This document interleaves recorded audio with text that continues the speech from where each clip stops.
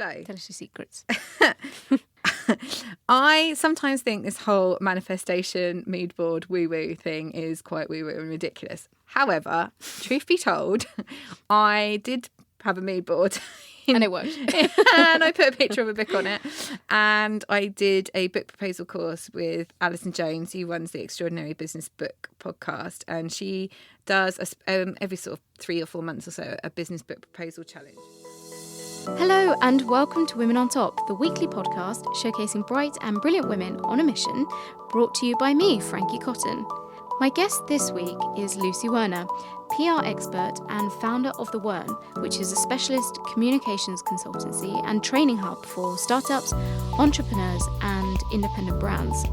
Lucy's first book, Hype Yourself, a no-nonsense DIY PR toolkit for small businesses, is launching in January 2020. In this episode, we talk about how Lucy got her book deal, the course that she took that helped her to write a book proposal, and how that all came about. We also talk about business and family life and how Lucy has managed to juggle growing her business with having 2 small children and also creating a structure to her business that gives her more flexibility and more time with her family. So I hope you enjoy. So Lucy, welcome to Women on Top. Thank you for having me. I was trying to think actually, when did we meet? You were pregnant. Yes, you had crutches. And I had crutches. I just had a knee operation. Yeah, so it must have been February. And we must have made a funny group, I suppose, there in the restaurant, creating chaos between us. Yeah. God, it just feels like so long since I've known you. But yeah, okay, so about a year. So I'd really love to hear about your career history and what led you to start the Wern. So you started the Wern in 2014, so around five or so years ago, after a career in PR, both in-house and agency side. So could you tell us a bit about that and what led you to start your own business?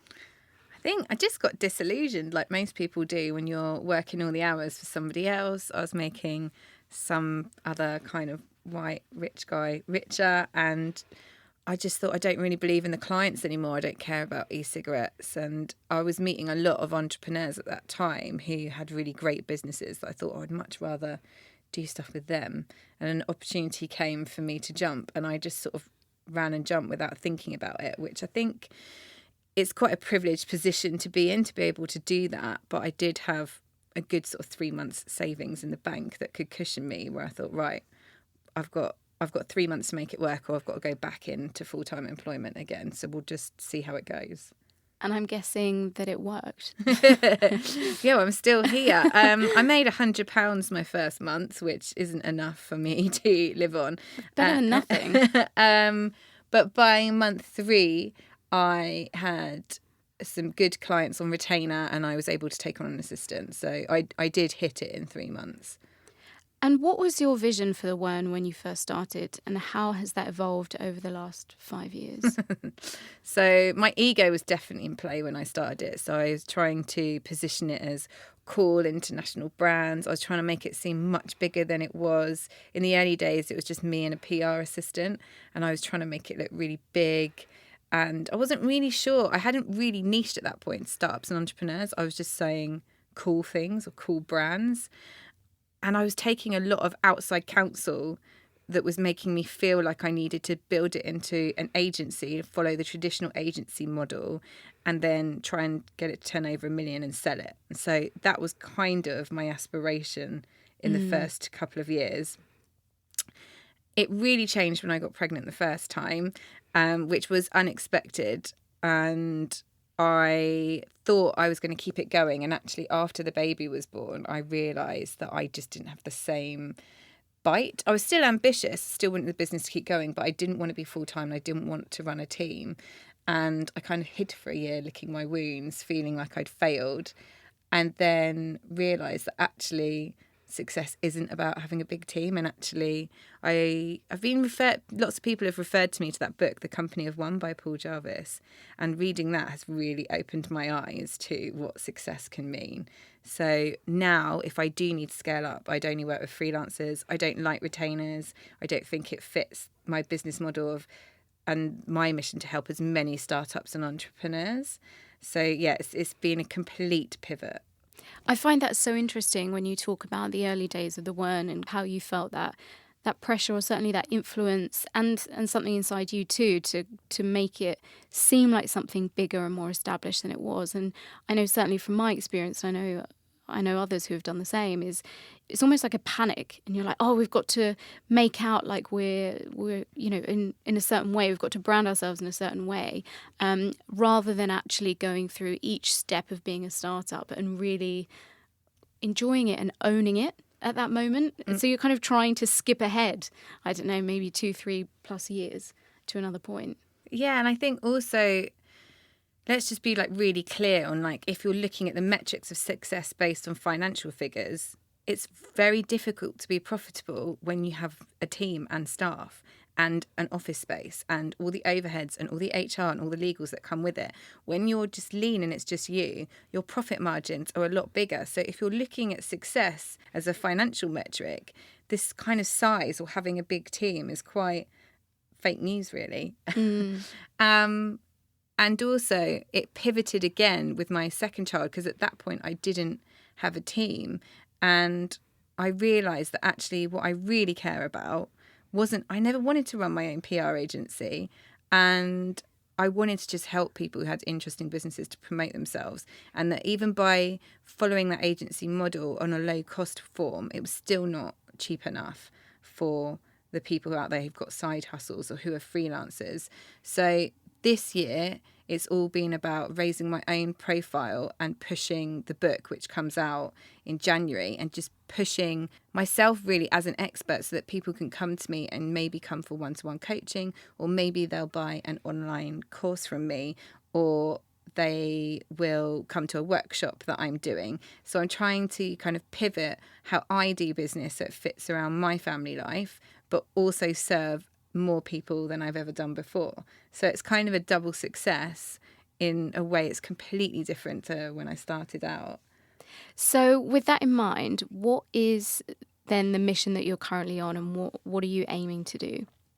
So my mission at the moment is to basically be anti-PR agencies and to get all business owners to learn how to promote themselves and build their own businesses. And that's from the full spectrum, from like the actual design and the name and how they talk about themselves to the way that they market themselves. But obviously I niche on publicity, but basically equip people to learn how to do it for themselves. And essentially, if we were going to just put it in a nutshell, learn how to hype yourself.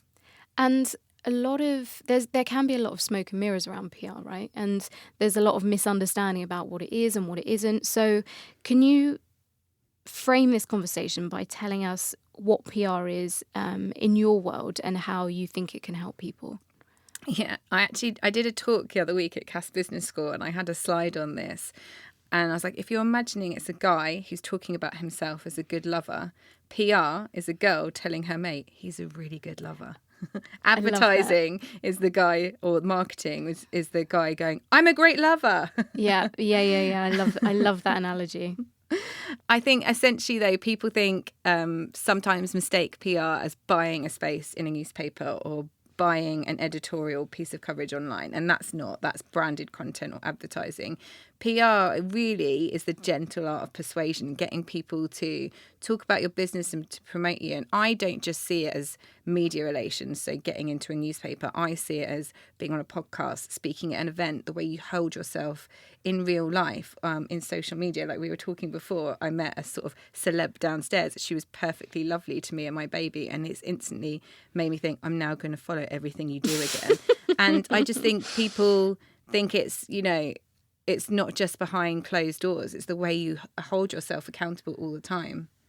It's very holistic, but it seems like a huge and quite daunting task, I think, for a lot of business owners or people who are perhaps running a project or activists trying to get people behind a cause. So how can we practically break that down? And maybe do you have a couple of key points that you think we should focus on that can really help us all to get traction?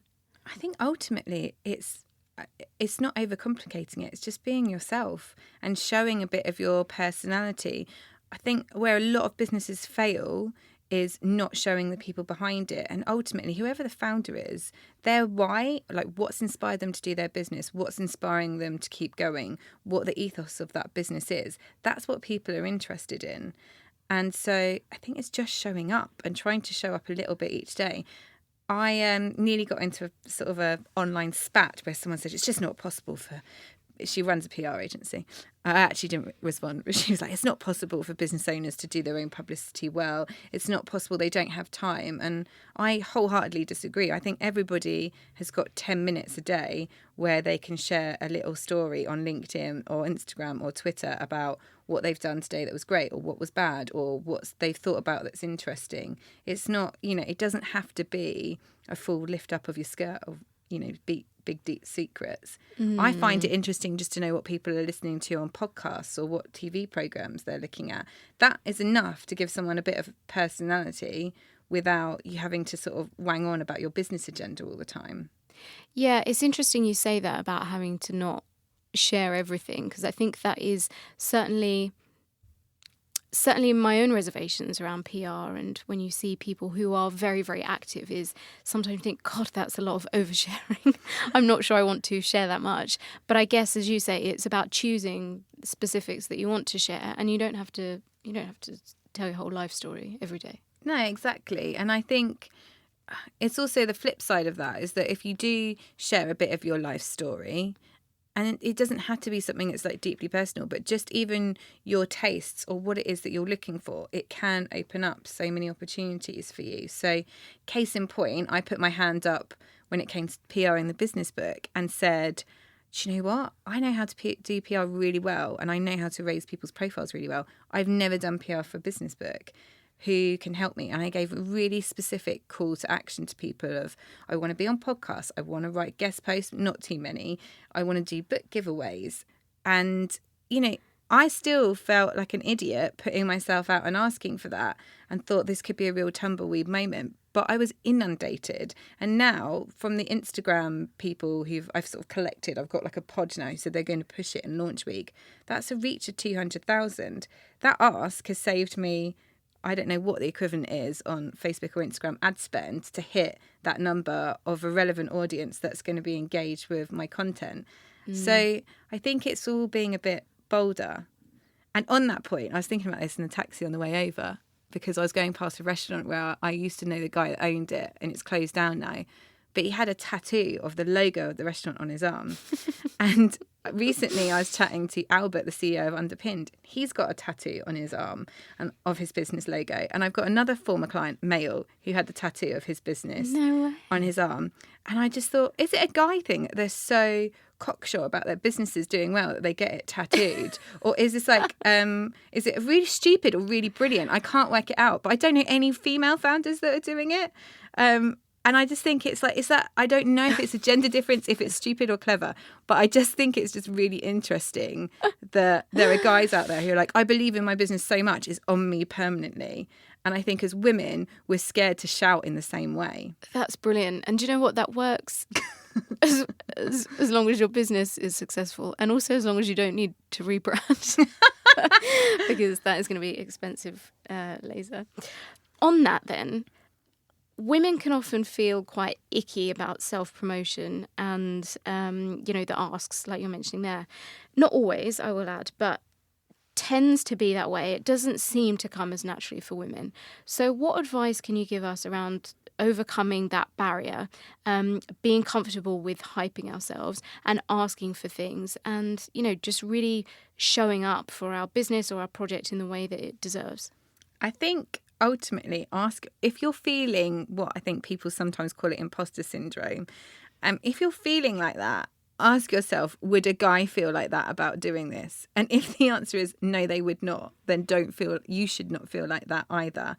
And I do find it interesting, even with like myself with Adrian, I was talking to him about talks that we were doing coming up, and he's got one coming up that's about spicy content. I was like, oh, are you worried about it? Have you got it ready? He's like, yeah, no, it's fine. Whereas if I'm doing a new topic that I haven't done for a while, and I spent ages sort of getting my content together, rehearsing it and doing it. And it's not that he's not doing all of that. He just doesn't have that same level of fear. He's just like, no, it's fine. I know I can do it. I'll do a really good job. And I know deep down I can do a good job, but there is something that sort of stops me. So for me, it's about the preparation and knowing that fundamentally I do know what I'm talking about. And I've got loads of examples and I'm going to give loads of takeaways.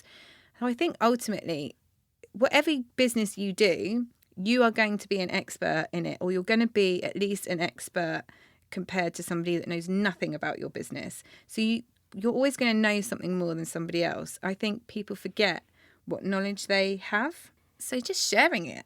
Yeah, I think that's a really important point, actually, because you can feel when you know something really well, you can almost assume that everybody else knows it and that it's common knowledge. And talking about those things can feel like, well, this is obvious, right? I'd really like to hear your views on how we can create a structure around hype. So there are two traps that are, I certainly believe, are quite easy to fall into. So one is not to prioritise it, and I'm really guilty of this in my own businesses. And the other is to spend all of your time hyping. So you get into that spirally spin of being online and talking to people and being on social media, and that just distracts you from your business operations and also from providing a good service. So what advice can you give around structuring hype so that it works for us and not against us? I think a healthy balance is good. I hate the word balance because it feels a bit kind of new era. It's a word that gets thrown around a lot, but it is about balance. So for me personally, the way it works for me is at the weekends, I tend to not share anything because that's my family time. And I'll do it if I remember. But ultimately, I might share it if I'm reading newspapers because that's relevant to my job. But ultimately, I switch off. I always take a break every 3 months and I totally switch off from time. Like, I don't even look for a week, just completely down tools because there's never going to be anything that's that urgent. I'm lucky in that because of the way my business is, I don't have to worry about responding to customers.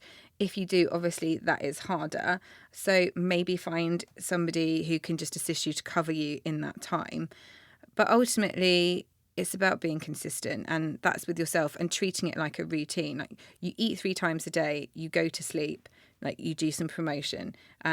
Sometimes I would program it so you do it to fit around the time that suits you. So when I used to commute to work, I would do some posts on my commute on the way in and on the way home.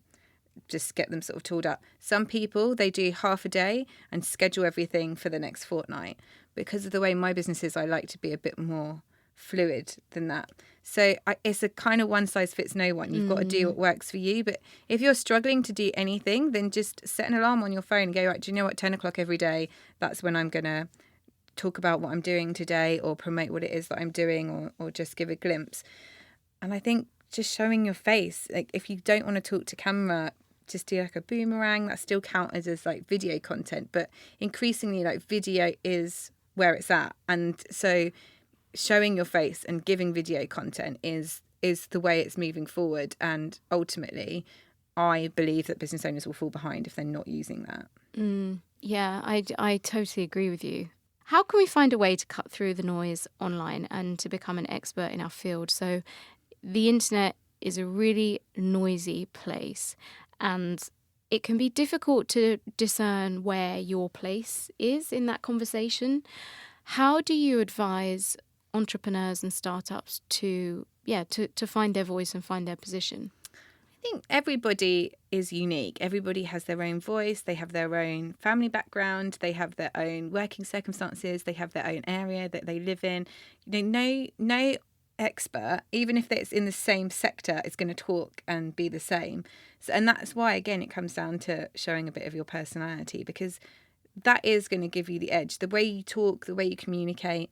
And it's hard. Like, people aren't gonna like you sometimes, they're not gonna gel with you, but equally some people are going to be really interested in you.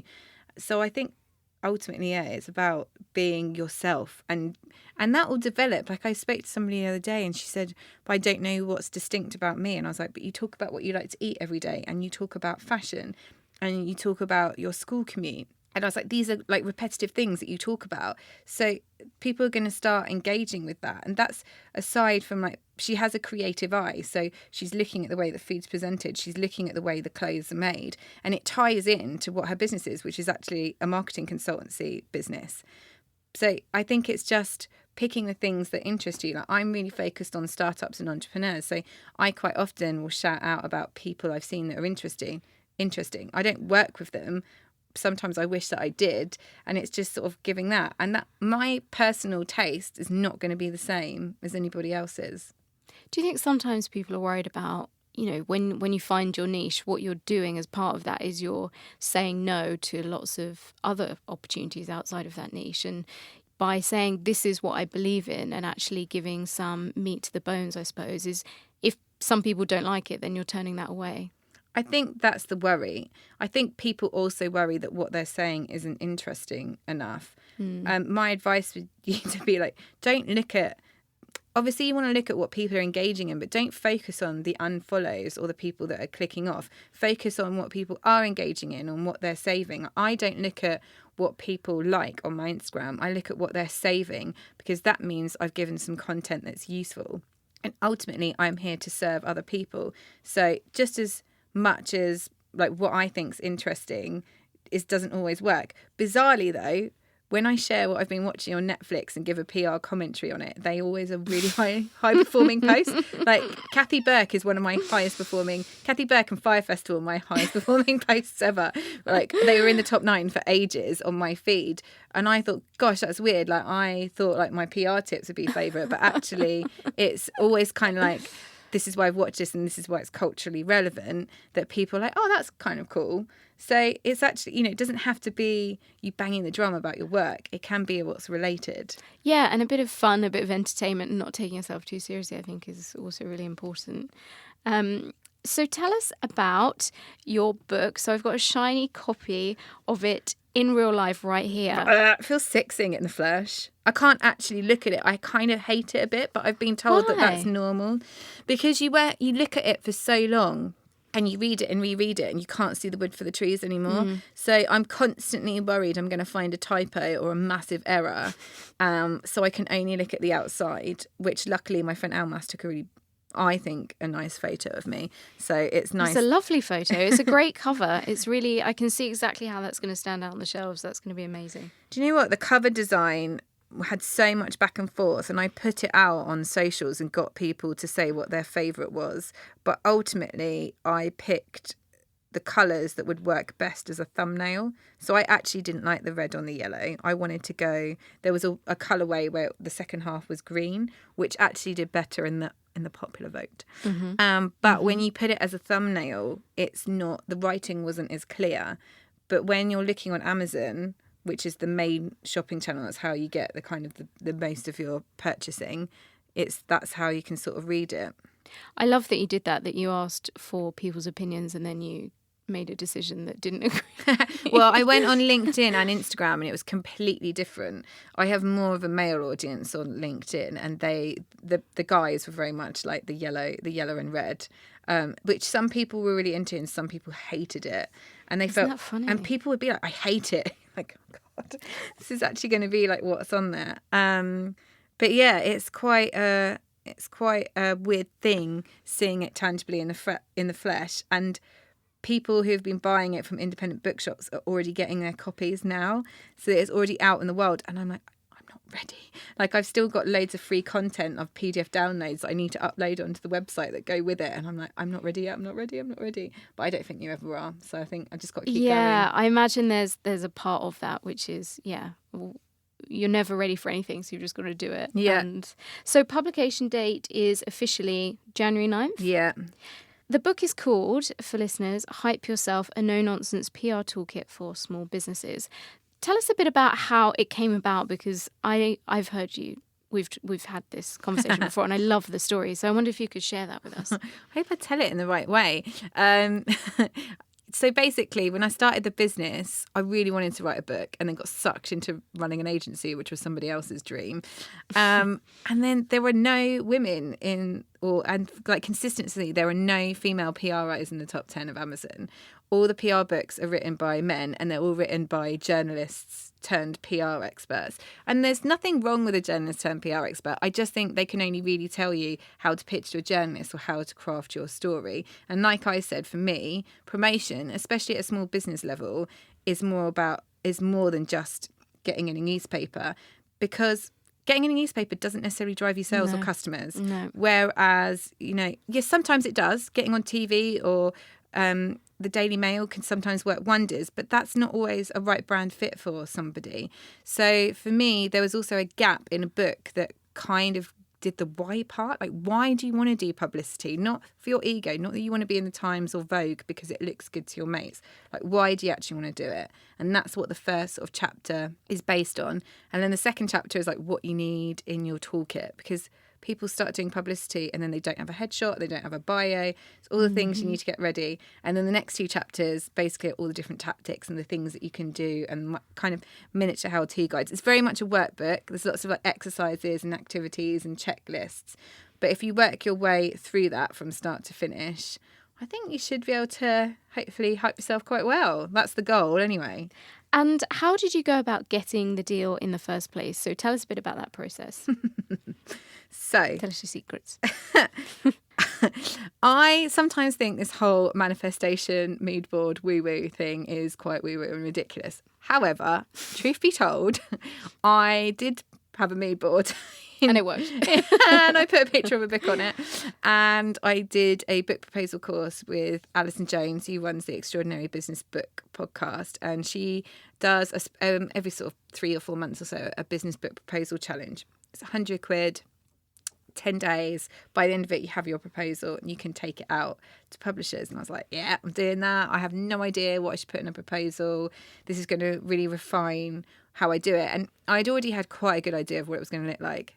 Anyway, during this book proposal challenge, I did think, I reckon I might be able to win this. So I started doing stuff where I would run into the living room at Adrienne and go, oh my goodness, I've won. And he'd be like, what are you doing? And I was like, I'm just practicing what it would feel like to win. And then on the day, I sound crazy, but it's fine. Probably am, but on the day itself, I sent an email to myself and in the subject line said, and the winner is, and I put Lucy Werner in big letters and I put them in like flashing colours and sent it to myself. And then she announced at the end of the 10-day book proposal challenge that there was one winner to win a publishing deal, and that was me. So I took the deal and said, right, okay, Alison, I'm pregnant. I don't know what baby I'm going to get in the baby roulette. So we've got to get this written before I go off on mat leave. Let's go. And set myself the date of June to get it written. So how long was that then that you had to actually write the book? 5 months. How was it? Hard. I did 1 day a week. The only plus side was, and this sounds a weird plus side, but Adrian got made redundant, which meant he was on gardening leave. So he took childcare because he was being paid for, and I got a day's writing a week. Otherwise, I have literally no idea how I would have done it. And I did 60,000 words and then had to cut it back down. I think we ended up on around 42,000 words.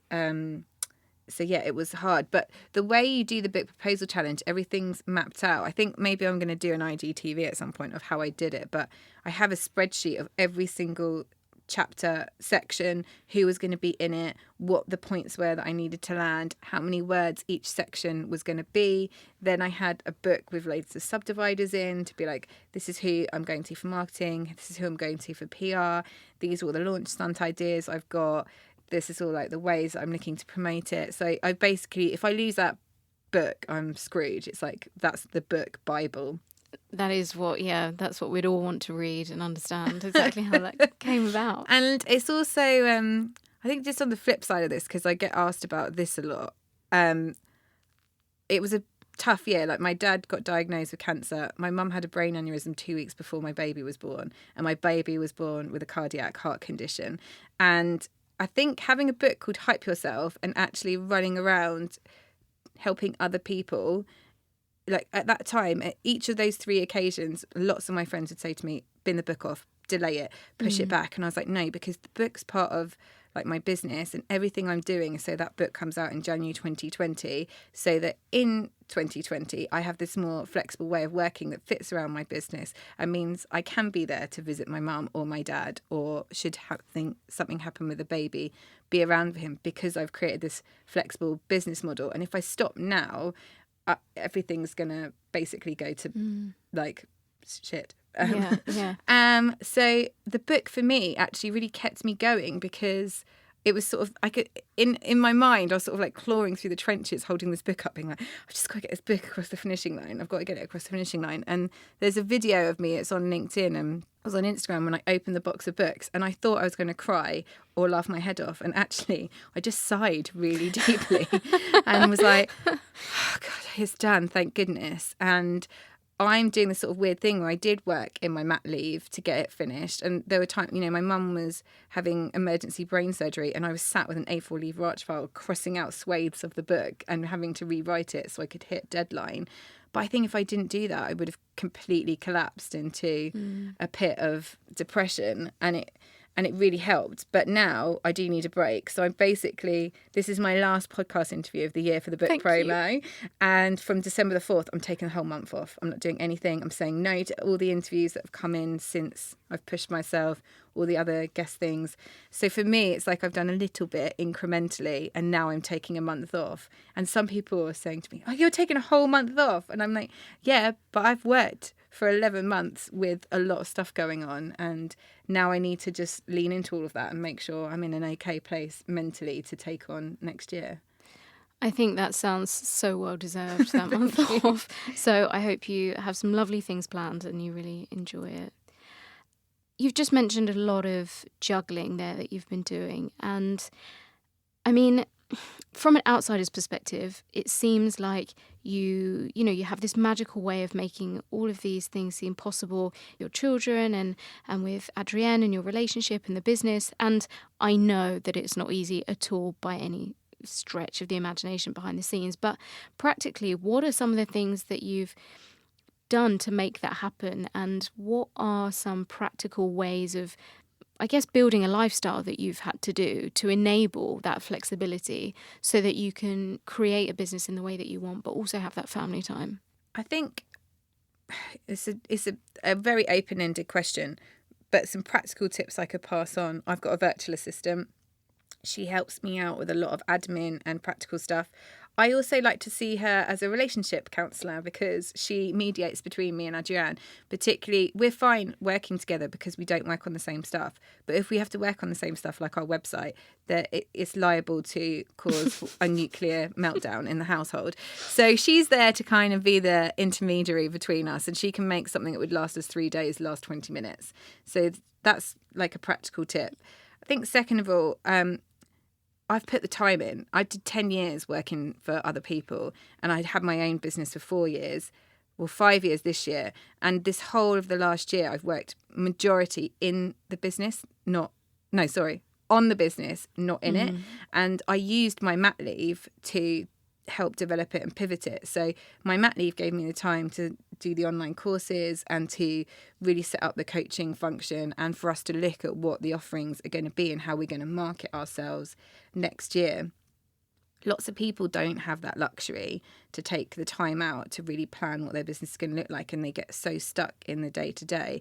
So I always take a bit of time out over Christmas, but whenever it is, I think business owners should, like, all joking aside, take an AGM for themselves and take like a week to just, and I do think a day is not enough, to really think about where you want your business to head, how you want your life to look like, and how you can make that happen. And the flip side of that is, money has been tight, and we've had to, tighten our belts a bit. My government maternity pay is not very much money at all.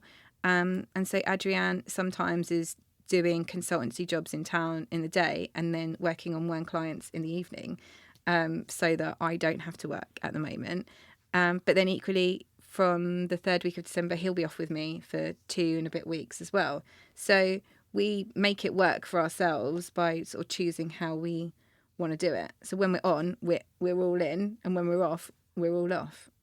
I really admire the way that you have structured your business so that it works for you and you're not almost victim to it, or, you feel like you've created something in which it's not working for you, you're working for it. It's setting boundaries with your clients as well. So I'm really upfront with people, especially if they want to work with me next year. But when I'd had RAF, I would say to people, I only work Tuesdays and Wednesdays.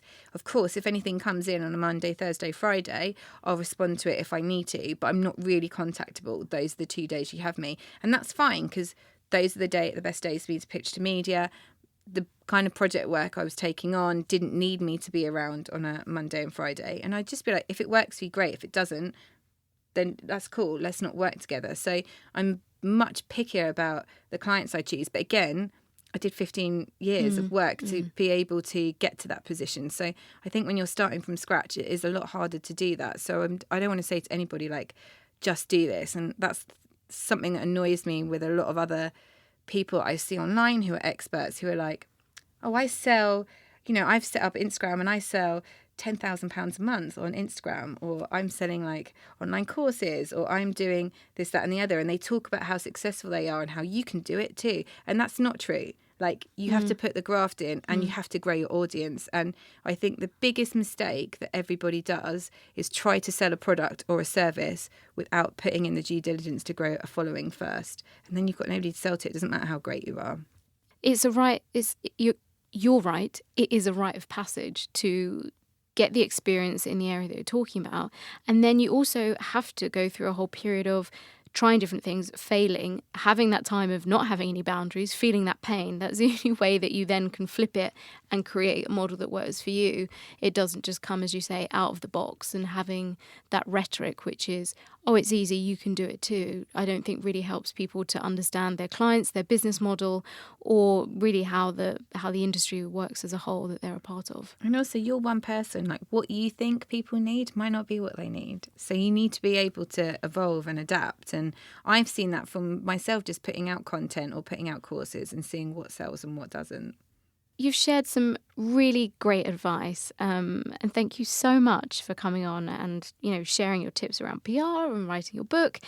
I'm going to give you the opportunity to leave us with perhaps some business advice, or maybe a learning that you've had that's really helped you in your career and in growing your business, and something that you'd like to leave the listeners with. My biggest piece of advice would be to really know the why of your business. Why are you doing it? What are you trying to sell?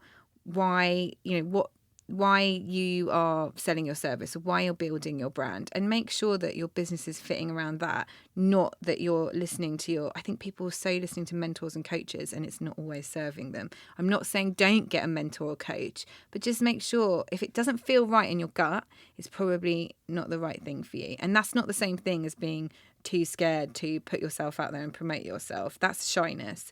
That feeling you have inside of you when you're like, oh, I'm not sure that that's actually the way my business is supposed to be going, then it probably isn't. So just be really clear on what your business objectives are and put a plan in place to support that.